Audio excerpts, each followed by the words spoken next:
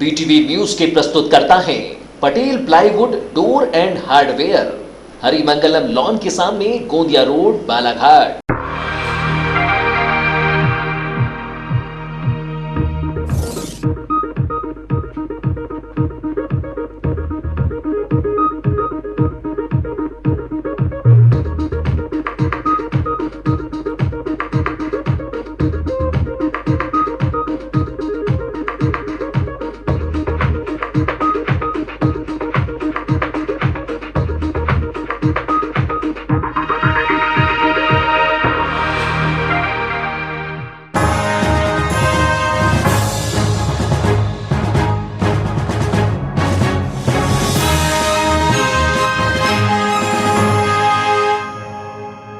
नमस्कार, BTV news के इस बुलेटिन में आपका स्वागत है। सबसे पहले आइए एक नजर डालते हैं आज की कुछ खास खबरों पर।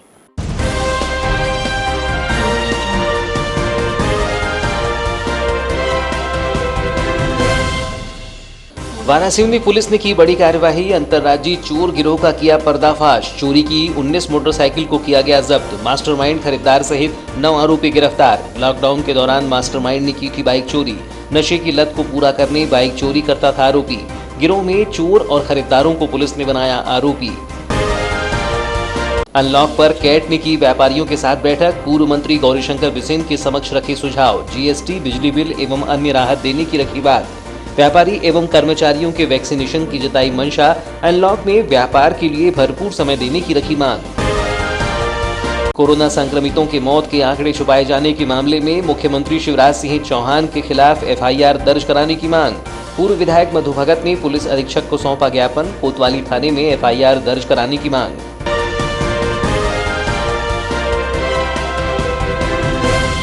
और अब समाचार विस्तार से। समाचार के इस बुलेटिन के साथ मैं हूं महेंद्र अमूले। अंतर्राज्यीय बाइक चोर गिरोह का पर्दाफाश करने में वारासिवनी पुलिस ने बड़ी सफलता हासिल की है। इस गिरोह के मास्टरमाइंड को दबोचने के साथ ही पुलिस ने 8 खरीदारों को भी गिरफ्तार कर लिया है, जिनके पास से लॉकडाउन के दौरान चोरी की गई 19 मोटरसाइकिलें बरामद हुई हैं। इस सफलता पर पुलिस अधीक्षक ने प्रेस वार्ता लेकर गिरोह के बारे में जरूरी जानकारी दी। चोरी का मास्टरमाइंड रामपाली क्षेत्र का निवासी है, जो नशे का आदी है और नशे की लत को पूरा करने के लिए मोटरसाइकिल की चोरी किया करता था। कहते ना कि चोर कितना भी बड़ा शातिर क्यों ना हो, एक न एक दिन वो पुलिस के हाथ लग ही जाता है। ऐसा ही मामला सामने आया जहां वारासिवनी पुलिस ने मुखबिर से सूचना मिलने पर बाइक बेचते हुए शातिर चोर को गिरफ्तार किया है। जहां पुलिस ने 9 आरोपियों को गिरफ्तार कर इनके पास से लगभग 19 मोटरसाइकिल जब्त की हैं, जिनमें से लगभग 10 बाइक बालाघाट जिले की हैं, वहीं अन्य बाइक महाराष्ट्र, छत्तीसगढ़ से बताई जा रही हैं। ये चोर गिरोह विभिन्न स्थानों से बाइक चोरी करके दूसरों को बेचा करते थे। वहीं पुलिस ने धारा 379 के तहत सभी 9 आरोपियों को न्यायालय में पेश करने के बाद 8 आरोपियों को जेल भेज दिया है। मुख्य आरोपी इमरान पिता के शरखान को 1 दिन के रिमांड में लिया गया है। आपको बता दें कि अभी तक ये जिले की सबसे बड़ी कार्यवाही बताई जा रही है। ऐसा ही मामला सन 2014-15 में सामने आया था, जिसमें पुलिस ने ऐसे ही बाइक चोर गिरोह का पर्दाफाश किया था। चोर गिरोह का खुलासा करने को लेकर पुलिस अधीक्षक अभिषेक तिवारी ने बुधवार को कंट्रोल रूम में प्रेस वार्ता ली, जहां अतिरिक्त पुलिस अधीक्षक ने इस गिरोह के संबंध में विस्तार पूर्वक जानकारी दी। वारासिवनी थाना प्रभारी कैलाश सोलंकी भी यहां मौजूद रहे। पुलिस अधीक्षक ने वारासिवनी पुलिस की इस प्रकरण के खुलासे के लिए सराहना की। पुलिस अधीक्षक ने बताया कि इस कार्यवाही में पूरा चोर गिरोह पकड़ाया है। कई चोरी की घटना में 1 या 2 बाइक मिलती थी, लेकिन यहाँ चोरी का मास्टरमाइंड इमरान पिता कैसर खान, कस्बी टोला रामपाली निवासी, जो नशे का आदी था और जरूरतों को पूरा करने के लिए बाइक चोरी किया करता था। बताया गया कि सभी बाइक बीते 2 महीने लॉकडाउन के दौरान की गई हैं, जिसमें बालाघाट जिले के अलावा महाराष्ट्र, छत्तीसगढ़ से भी वाहनों की चोरी किए जाने की बात सामने आई है। पुलिस अधीक्षक ने बताया कि चोरी का मास्टरमाइंड इमरान अस्पताल और अन्य इलाकों से बाइक चोरी कर वारासिवनी के व्यापारी रोहित जैन को बेचा करता था। और इस प्रकरण की खास बात ये बताई गई है कि खरीदार भी चोरी की बाइक खरीदने में रुचि दिखाते थे और मन मुताबिक बाइक चाहते थे, इसलिए सभी खरीदारों को भी आरोपी बनाया गया है। बाइक चोरी के बाद ये गिरोह ग्राहक ढूंढता था और सभी एक गिरोह की तरह ही काम करते थे। वारासिवनी थाना प्रभारी और उनकी टीम ने एडिशनल एसपी साहब के जो पूरी लीडरशिप में एक अच्छा कार्रवाई की है। पिछले कुछ दिनों से जो बाइक चोरी की घटनाएं बालाघाट ज़िले में हो रही थी, तो उसमें एक गिरोह का पर्दाफाश हुआ है। वारासिवनी थाने ने इसमें काफ़ी अच्छी मेहनत करके और इस जो क्राइम है उसकी तह तक जाके ना सिर्फ चोरी करने वाले आरोपी को, बल्कि जो बीच में एजेंट है जो इसके चोरी की वाहन बिकवाता था, और ऐसे लोग जो जानबूझकर चोरी के ही वाहन खरीदते थे, जानते हुए कि ये चोरी के, ना सिर्फ जानते हुए बल्कि कई बार उनके द्वारा डिमांड भी की जाती थी कि साहब हमें इस बाइक की डिमांड आ रही है और हमें ये मॉडल का ही चोरी करवा के दीजिए। तो इस पूरे गिरोह को करीब कुल 9 लोग हैं जिनको गिरफ्तार किया गया है, और इन 9 लोगों के पास से 19 मोटरसाइकिल जब्त की गई हैं, और इसमें अभी इनकी रिमांड भी ली जाएगी और भी पूछताछ की जाएगी। तो संभवतः और भी कुछ वाहनों के बरामद होने की संभावना है। पुलिस ने बताया कि इमरान पिता केशर खान उम्र 32 वर्ष निवासी कस्बी टोला थाना रामपायली निवासी है। इमरान चोरी की बाइक किसी को बेचने जा रहा था, तभी मुखबिर से सूचना मिलने पर पुलिस ने इसे पकड़ लिया और थाने में लाकर कड़ी पूछताछ करने के बाद इमरान ने अपना पूरा राज पुलिस के सामने खोल दिया। इमरान ने पुलिस को बताया कि मैंने बालाघाट जिले सहित महाराष्ट्र, छत्तीसगढ़ से बाइक चोरी कर उसे वारासिवनी के कपड़ा व्यापारी रोहित जैन को बेचा था। थाना प्रभारी कैलाश सोलंकी ने बताया कि वारासिवनी का व्यापारी रोहित जैन मुख्य आरोपी इमरान से 5-7 हजार रुपये में बाइक खरीदता था। फिर उसे रोहित अपनी दुकान का नौकर अयान पिता खालिद उम्र 19 वर्ष निवासी वार्ड नंबर 15 वारासिवनी, ये दोनों खरीदी हुई बाइक को 30-40 हजार रुपये में बेचा करते थे। 19 मोटरसाइकिल पुलिस ने इसमें वारासिवनी पुलिस ने इसमें जब्त की है। देखिए अच्छी सफलता है, और इसमें अलग अलग थानों की कोतवाली, आपका वारासिवनी और गोंदिया से भी इनने मोटरसाइकिलें चुराई है। और चुराने के बाद जो इसका मुख्य आरोपी है इमरान, इसका मुख्य आरोपी है, इसने फिर जो मोटरसाइकिलें एक रोहित करके लड़का है उसके माध्यम से अन्य जगह पे सप्लाई की है मोटरसाइकिल गाँव में, और जो जहाँ उसको लगता था, उनको ज़रूरत लगती थी, उसको मोटरसाइकिल इसने फिर सप्लाई की है। तो इस तरीके से कुल 19 मोटरसाइकिल और लगभग 12 लाख का इसमें मशरूका 19 मोटरसाइकिल का इसमें पुलिस ने जब्त किया है। तो एक बालाघाट पुलिस की एक अच्छी सफलता है। लगातार चूँकि लॉकडाउन के दौरान भी हॉस्पिटलों से मोटरसाइकिल चोरी हुई थी, या कोतवाली में लगभग 6 अपराध इसमें पंजीबद्ध हैं। तो हॉस्पिटल है और इस तरीके से जहाँ से काफ़ी मात्रा में गाड़ियाँ खड़ी थी, तो वहाँ चुपचाप वहाँ से इन लोगों ने मोटरसाइकिलें चुराई थी। चोरी के इस मामले में पुलिस ने 9 आरोपियों को गिरफ्तार किया है और 19 मोटरसाइकिल जब्त की है, जिनकी कीमत लगभग 12 लाख रुपए आंकी गई है। जब्त किए गए वाहनों में से 8 कोतवाली बालाघाट, 2 वारासिवनी और अन्य 9 वाहनों के मालिकों की जानकारी जुटाई जा रही है। चोर गिरोह में मुख्य आरोपी इमरान पिता केसर खान उम्र 32 वर्ष निवासी कस्बी टोला रामपायली, रोहित पिता राजकुमार जैन उम्र 36 वर्ष निवासी वार्ड नंबर 5 वारासिवनी, मोनू पिता हेमराज राहंगडाले उम्र 25 वर्ष निवासी मौसमी थाना लालबर्रा, आशीष पिता उरकुड़ पटले उम्र 36 वर्ष निवासी मौसमी थाना लालबर्रा, अयान पिता खालिद उम्र 19 वर्ष निवासी वार्ड नंबर 15 वारासिवनी, प्रेमलाल पिता टोपराम राहंगडाले उम्र 24 वर्ष निवासी मौसमी थाना लालबर्रा, शीतल पिता हेमराज उम्र 18 वर्ष निवासी कन्हारटोला थाना लालबर्रा, प्रकाश पिता श्रवण बाहेश्वर उम्र 30 वर्ष निवासी नेवरगांव थाना लालबर्रा, रविंद्र पिता सुंदरलाल चौधरी उम्र 27 वर्ष निवासी जिला सिवनी को गिरफ्तार किया गया है।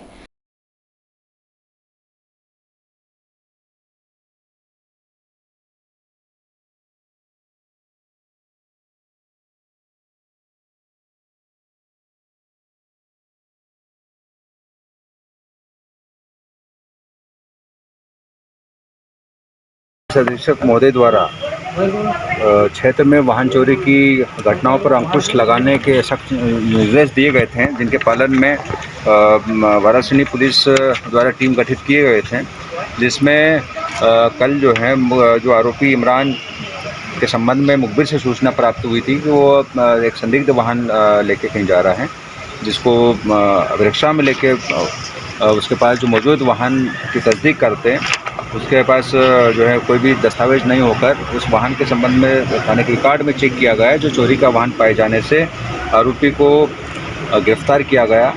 और अन्य चोरी के मामलों में पूछताछ करते लगातार उसको हिकमत अमली से पूछताछ की गई, और जिस पर कड़ी से कड़ी खुलती गई और कुल 19 मोटरसाइकिल चोरी करना स्वीकार किया, और चोरी के अतिरिक्त जो खरीदार जिनको वो गाड़ियाँ बेचता था उनको भी हमने गिरफ्तार किया गया। इस तरह से कुल मुख्य आरोपी जो इमरान खान है उसके अतिरिक्त 8 अन्य मतलब कुल 9 आरोपियों को हमने गिरफ्तार किया है, जिनसे हमने 19 मोटरसाइकिल जब्त किए गए हैं।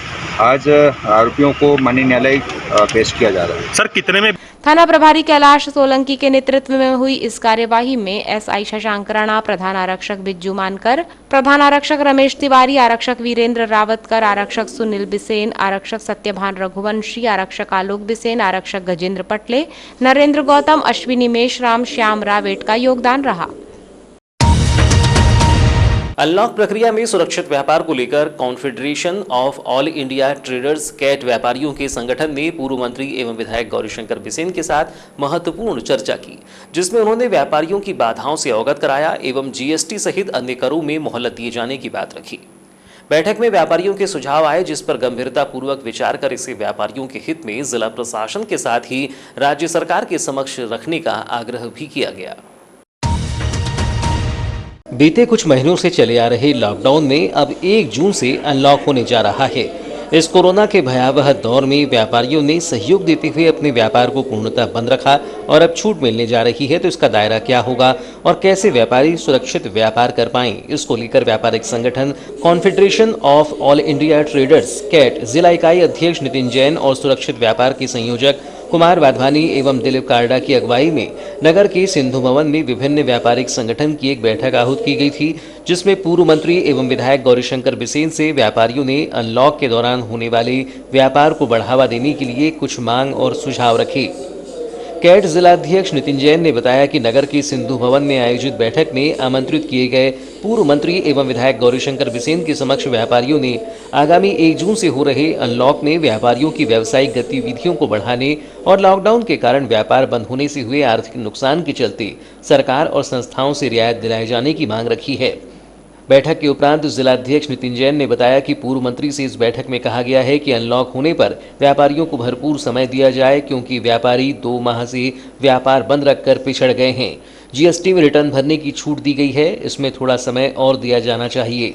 साथ ही उन्होंने वैक्सीनेशन कराए जाने पर जोर देते हुए कहा कि व्यापारियों के साथ ही कार्यरत कर्मचारियों का भी वैक्सीनेशन कराए जाने की मांग है, जिसके लिए विशेष तौर पर सुविधा दी जानी चाहिए। जन सेवक श्री गौरीशंकर बिसेन जी बालाघाट, उनसे आज बालाघाट के सभी व्यापारियों निवेदन करें कि भाव जो 1 तारीख से अनलॉक की प्रक्रिया चल रही है, सभी व्यापारियों को भरपूर समय मिले, बिगड़ कर डर के ऐसा कोई वातावरण ना बने जिससे व्यापारी व्यापार ना कर पाए, क्योंकि 2 महीने से हम व्यापार में वैसे पिछड़ गए हैं, कोई काम नहीं हो रहे हैं। भैया जीएसटी को लेकर के कुछ चर्चा हुई है। जीएसटी के रिटर्न हर महीने भरना, तिमाही भरना बहुत ज़रूरी है। सरकार ने अभी बंद तो करा दी है, लेकिन उस विषय में कोई छूट नहीं दी है, तो भाव से हमने निवेदन करे कि जीएसटी में हमको रिटर्न भरने के लिए छूट दिलवाएं।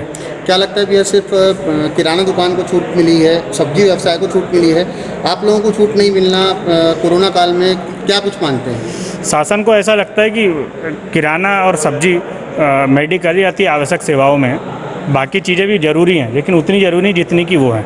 और ऐसा लगता है शासन को कि ये स्प्रेड करते हैं, मोबाइल, ऑटोमोबाइल, कोरोना स्प्रेड करते हैं। तो पिछले साल इन्होंने छूट नहीं दी और इस साल भी वही किया। या ऐसा मान लें कि प्रशासन चाहता, स्थानीय शासन चाहता, तो हमको भी थोड़ा थोड़ा समय मिल पाता और हमारी भी निर्बाध प्रक्रिया चलते रहती व्यापार की। शासन प्रशासन की जो सबसे बड़ी इकोनॉमी का जरिया है, वो एक व्यवसाय जो होता है, व्यवसाय जो करने वाला होता है वो देता है। ऐसे में व्यवसाय बंद करना और व्यवसाय को छूट ना देना, सिर्फ किराना दुकान को छूट देना, इसमें कितनी बड़ी गलती मानते हैं आप शासन प्रशासन? साहब, व्यापारी ऐसा नहीं कह सकते, ये दोगुनी नीति है व्यापारियों के लिए, जीटी जनरल ट्रेडर्स के लिए। लेकिन शासन को ऐसा लगता है कि यदि हम पूरे व्यापार को छूट ना दें तो भीड़ कम होगी। एक साथ यदि हम सबको अनलॉक कर दें, सभी को खोज दें, तो बहुत ज़्यादा भीड़ होगी, भीड़ कंट्रोल नहीं होगी, इसलिए वो थोड़ी बंदी से रखते हैं। 1 तारीख से अनलॉक की प्रोसेस चालू हो जाएगी, तो क्या कुछ निर्णय लिए गए अभी यहाँ बैठक में? भाव ने आश्वासन दिए कि सभी को बिगड़ कोई डर के पूरा समय मिलेगा, स्थानीय प्रशासन सहयोग करेगा और व्यापारी भी सहयोग करेंगे उनको, और हम सुरक्षित व्यापार के तहत व्यापार करेंगे। जो कोविड-19 के नियमों का पालन करेंगे, 2 गज की दूरी रखेंगे, डबल मास्क जो आजकल ज़रूरी हो गया है, और सबसे बड़ी बात यह है कि वैक्सीनेशन, व्यापारियों को वैक्सीनेशन करवाना ज़रूरी है। बैठक में व्यापारियों के विभिन्न प्रकार के सुझाव भी आए, जिसमें कहा गया कि वर्तमान में लॉकडाउन के कारण व्यापारियों का व्यापार पूरी तरह से बंद पड़ा है। जो कुछ आवश्यक सामग्रियों के विक्रेता हैं, उनके द्वारा कुछ समय के लिए जैसे ही दुकान खोली जाती है, उन पर कार्यवाही होती है। ऐसी स्थिति में अनलॉक के दौरान व्यापारियों को अपने व्यापार करने के लिए बिना डर और समय बाध्यता के साथ व्यापार करने की छूट मिले, ताकि कोरोना संक्रमण में लॉकडाउन में सहयोग कर रहे व्यापारियों को बरसात से पूर्व कुछ दिनों में व्यापार करने में आसानी हो और आम लोगों में भी यह बेफिक्री रहे कि जल्द बाजार बंद नहीं होगा, जिससे समय की बाध्यता के चलते व्यापारिक प्रतिष्ठानों में लगने वाली लोगों की खरीदी के लिए भीड़ पर भी काबू किया जा सकता है। यदि दुकानों को पर्याप्त समय रहेगा तो आम नागरिक किसी भी समय दुकान में आकर खरीदी कर सकता है। व्यापारियों ने कहा कि लॉकडाउन के दौरान पूरी तरह से उनका व्यवसाय बंद रहा है। ऐसे हालात में एवरेज के रूप में दिए जाने वाले बिजली बिल में अधिभार और अन्य खर्च की कटौती कर बिजली बिल में यूनिट के हिसाब से राहत प्रदान की जाए। किराए से प्रतिष्ठानों को चलाने वाले व्यापारियों के किराए में दुकान मालिक द्वारा 3 माह का समय दिया जाए, ताकि वह व्यापार कर उसका बकाया किराया थोड़ा थोड़ा कर पूरा कर सकें। व्यापारियों ने बैंक कर्ज की ब्याज किस्तों में 3 माह की छूट, जिले के निजी शिक्षण संस्थाओं में अध्ययनरत बच्चों की स्कूलों में ली जाने वाली फीस पर रोक लगाई जाने की बात कही। बैठक में व्यापारियों की समस्याओं और सुझावों को सुनने के बाद पूर्व मंत्री एवं विधायक गौरीशंकर बिसेन ने व्यापारियों को आश्वस्त किया कि सुरक्षित व्यापार और निर्बाध व्यापार के लिए हर संभव वह व्यापारियों के लिए प्रयासरत हैं। जीएसटी, बिजली बिल, स्कूल फीस, कर और लाइसेंस में राहत को लेकर पूरा प्रयास किया जाएगा। जहां तक कोरोना से बचाव को लेकर वैक्सीनेशन का सवाल है, उसके लिए वह जिला प्रशासन से चर्चा कर व्यापारियों, उनके परिजनों और काम करने वाले कर्मियों के लिए वैक्सीनेशन करवाने का प्रयास करेंगे। के हमारे साथियों ने सीएट से अपने आप को जोड़ा है। इसके माध्यम से इनके व्यवहारिक पक्ष और इनके साथ लॉकडाउन में और लॉकडाउन के बाद जो कठिनाइयाँ हैं या होने वाली हैं, उसका इन्होंने व्रत रखा है। शासन से भी कुछ अपेक्षा की है कि भाई जीएसटी के रिटर्न फाइल करना है, उसके लिए हमको समय मिले। हमारे बिजली के बिल, क्योंकि हमारे प्रतिष्ठान बंद थे, तो उन्होंने अपने हिसाब से बिलिंग कर दी। तो जो वास्तविक बिलिंग हो उसी का हमको भुगतान करना पड़े। इसी के साथ साथ 2 महीने से लॉकडाउन है और बिजनेस नहीं हो सका, तो सबकी आर्थिक स्थिति में भी कहीं ना कहीं नुकसानमय प्रभावित हुई है। उनकी अपेक्षा है कि हमारे बच्चे जो स्कूलों में पढ़ते हैं, चाहे वो प्राइवेट स्कूल क्यों ना हो, उनकी फीस इत्यादि में हमारे साथ में छूट हो, कुछ रियायत मिले। और अनेक विषयों पर उन्होंने अपना पक्ष रखा है। मैंने पूरी बात उनकी सुनी है। इसी के साथ साथ लॉकडाउन में जो छूट थी, खासतौर से किराना की दुकान को, दवाई की दुकान को, अत्यंत आवश्यक वस्तु की दुकान, फल और सब्जी की दुकानों, उसमें कहीं कहीं सख्ती हुई और कुछ लोगों के ऊपर प्रकरण बने। हालांकि वो प्रकरण तहसीलदार के एसडीएम कोर्ट में, तो चूँकि भावना किसी की खराब नहीं थी, मुझे लगता है कि हमारे जो अधिकारी हैं वो भी काफ़ी जवाबदेह और इन सब परिस्थितियों को समझते हैं। जो भी उनके ऊपर प्रकरण नस्तीबद्ध हों, मुझे लगता है उचित भी है और भविष्य में इस तरह से इनके सम्मान का ध्यान रख करके, क्योंकि आखिरकार हमारे व्यापारी बंधु भी समाज के एक अत्यंत महत्वपूर्ण अंग। इस दौरान व्यापारी संगठन प्रतिनिधि कुमार वाधवानी, दिलीप कार्डा, अनिल कांकरिया, अनिल शर्मा, मुरली बजाज, सुभाष छाबड़ा, राजा जैन, यज्ञेश चावड़ा, हरिओम अग्रवाल, उमेश जायसवाल, विपिन कसार, प्रदीप गुप्ता, दीपक गुप्ता सहित अन्य व्यापारिक संगठन प्रतिनिधि मौजूद थे, जिसमें कपड़ा, jewellers, consumer product distributor association, stationery, automobile, lawn एवं होटल, बर्तन, हार्डवेयर एवं प्लाईवुड सहित अन्य व्यापार संगठनों के पदाधिकारियों की उपस्थिति रही। एक और जहां भाजपा ने पूरे प्रदेश में पूर्व मुख्यमंत्री कमलनाथ के खिलाफ अभियान चलाकर एफआईआर दर्ज किए जाने की मांग की, तो वहीं अब कांग्रेस भी प्रदेश भर में मुख्यमंत्री शिवराज सिंह चौहान के खिलाफ एफआईआर दर्ज कराने की मांग को लेकर ज्ञापन सौंप रही है। कांग्रेसियों का कहना है कि प्रदेश की शिवराज सरकार ने कोविड संक्रमितों की मौत का आंकड़ा छुपाने का कार्य किया है। 26 मई को परसवाड़ा विधानसभा के पूर्व विधायक मधु भगत सहित अन्य कांग्रेस जनों ने पुलिस अधीक्षक कार्यालय पहुंचकर पुलिस अधीक्षक को ज्ञापन सौंपते हुए मुख्यमंत्री शिवराज सिंह चौहान के खिलाफ कोतवाली थाने में एफआईआर दर्ज किए जाने की मांग की है। मामले में पूर्व विधायक मधु भगत ने कहा कि निश्चित तौर पर मुख्यमंत्री शिवराज सिंह चौहान के द्वारा कोरोना संक्रमितों के मौत के जो आंकड़े पेश किए जा रहे हैं वो सरासर गलत हैं। कब्रिस्तान शमशान कुछ अलग आंकड़े बताते हैं तो ग्राम पंचायत कुछ और आंकड़े बताती है, जबकि स्वास्थ्य विभाग कुछ और ही आंकड़े बताता है। आंकड़ों के हेरफेर के चक्कर में इन्होंने पूरे प्रदेश में अति मचाकर रखी हुई है और मानवता को भूलकर मौत के ऊपर राजनीति की है। निश्चित ही मुख्यमंत्री शिवराज सिंह चौहान के नेतृत्व में ये सारा खेल रचा गया है, इसलिए हमने मांग की है कि ऐसे मुख्यमंत्री के खिलाफ एफआईआर दर्ज की जाए। निश्चित तौर पे जिस प्रकार से माननीय शिवराज सिंह चौहान जी मुख्यमंत्री मध्य प्रदेश के जो आंकड़े पेश कर रहे हैं वो आंकड़े सरासर गलत हैं। कब्रिस्तान कुछ आंकड़े बताता है, शमशान कुछ आंकड़े बताता है, ग्राम पंचायत कुछ आंकड़े बताता है, इनका गवर्नमेंट हॉस्पिटल कुछ आंकड़े बताता है। आंकड़ों के हेर फेर के चक्कर में इन्होंने अति मचा के रखी है और मानवता नाम की चीज़ खत्म हो गई। मौत के ऊपर भी इन्होंने राजनीति की है। निश्चित तौर पे माननीय शिवराज सिंह चौहान जी के नेतृत्व में ये सारा खेल रचा गया आंकड़ों का।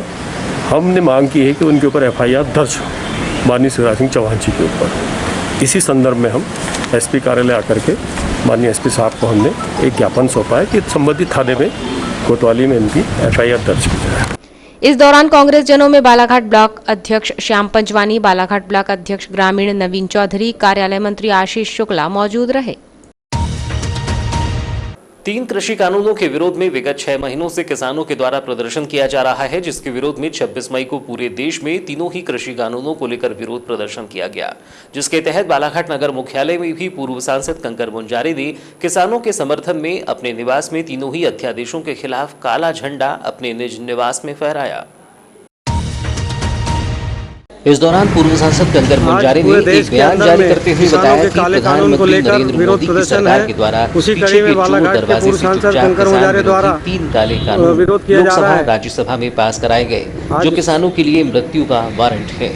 प्रधानमंत्री नरेंद्र मोदी के पूंजीपति दोस्त अदानी अंबानी को लाभ पहुंचाने के लिए बनाए गए तीनों काले कानून का भारत के करोड़ों किसान विरोध कर रहे हैं। आज तीनों ही कानूनों के विरोध में विगत 6 महीनों से किसान दिल्ली की सीमाओं पर विरोध प्रदर्शन कर रहे हैं, लेकिन आश्चर्यजनक बात है कि किसानों के इतने प्रदर्शन और शहीद होने के बाद भी प्रधानमंत्री मोदी के दिल में जरा भी तकलीफ नहीं हुई है। और प्रधानमंत्री खुद 6 महीने में एक बार भी दिल्ली में नहीं गए किसानों के बीच में। 250 किसान शहीद हो गए, तब नरेंद्र मोदी प्रधानमंत्री के दिल में जरा भी तकलीफ नहीं हुई। और ये 3 काले कानून जो बनाए गए हैं नरेंद्र मोदी सरकार ने, एक तीनों काले कानून को ख़त्म करो, इसको वापस लो और किसानों का जो फसल है, धान है, गेहूं है, मक्का, ज्वार, बाजरा, तिलहन, दलहन, इन सबके समर्थन मूल्य पे खरीदने के लिए कानून बना। ये मांग को लेके वो धरना दे रहे, प्रदर्शन कर रहे हैं। तो 6 महीने में नरेंद्र मोदी को एक फुर्सत मिल पा वहाँ जाने की। इधर कोरोना महामारी में जो लोग मर रहे हैं तो वहाँ घड़ियाली आंसू बहा रहे हैं टीवी पर आकर। वो वहाँ 250 लोग मर गए, कुर्बान हो गए, उनको चिंता नहीं है, उनको तकलीफ नहीं हो रही है। तो इसके विरोध में आज हमने काला झंडा फहराया हुआ है, घर पे अपने काला दिवस मना रहे हैं आज किसानों के लिए, हम किसानों के समर्थन में, और देश भर के लोग मना रहे हैं। यूपी, राजस्थान, पंजाब, हरियाणा, मध्य प्रदेश, सभी जगह के किसान, कर्नाटक, तो हम इसको समर्थन कर रहे हैं। तो ये थी अब तक की खबरें। नई खबरों के साथ एक बार फिर हम हाजिर होंगे, तब तक के लिए दीजिए इजाजत। नमस्कार।